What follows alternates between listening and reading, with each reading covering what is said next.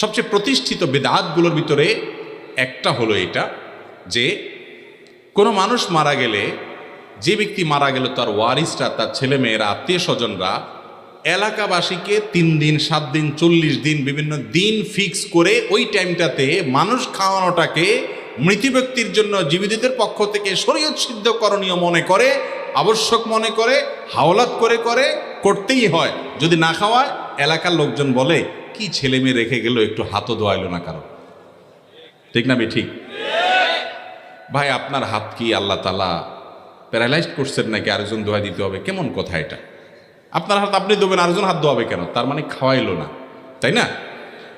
ভাইরা আমার, ইসলাম আমাদেরকে বলেছে কোনো মানুষ মারা গেলে, যে মারা গেল তার ওয়ারিসদেরকে এলাকাবাসী খাওয়াবে। তার ওয়ারিসদেরকে কারা খাওয়াবে? এলাকাবাসী খাওয়াবে। এটাই সুন্নত। নবী সাল্লাল্লাহু আলাইহি ওয়াসাল্লাম নির্দেশ করেছেন